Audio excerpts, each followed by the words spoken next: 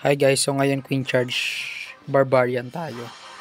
So meron ako ditong 135 Barbarian. And then nung nakita ko tong base na to, sinabi ko, ito nga atakihin ko kasi pakiramdam ko mati-3 star ko kasi tong base na to.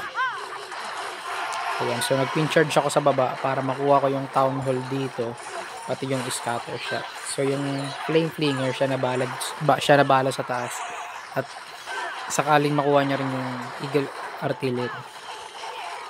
So ayan, bumutas ako dito para siguradong papasok yung queen sa loob.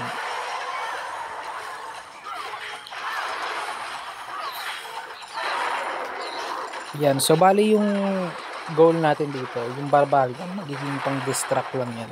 At saka pang funneling. Ang pinaka magdadala dito, walang iba kundi yung mga heroes. Ayan, so dito na force yung ability ng king. Mabuti na lang gumamit ako ng envy. Mahalagang magkaroon ng envy sa attack.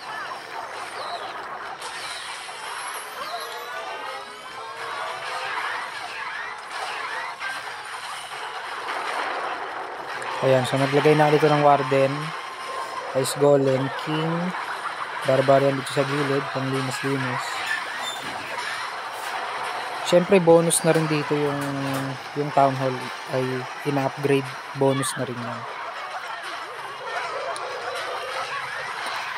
Ayan. So ito ngayon yung ating mga heroes. So kung makikita nyo yung mga heroes talaga yung pinaka nagdadala sa attack. So tuwing gagawa kayo ng creative attack, yung mga heroes talaga ang pinaka nagdadala. Tapos pipili kayo ng magandang base na pwede gamitan ng ganong attack. Kasi hindi lahat ng base pwede ka gumamit ng creative attack. Depende pa rin yun kung gaano ka rin kagaling mag-analyze ng mga base. So ito, nakachamba ako dito ngayon. Kasi dahil beses ko na rin ginawa to, pero laging nasa 90% lang, ganun.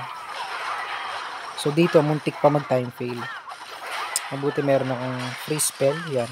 Furnace ko yung X-bow para medyo tumagal.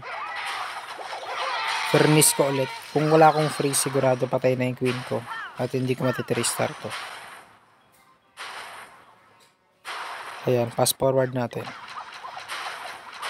Mabuti hindi nag-walling si queen dito eh.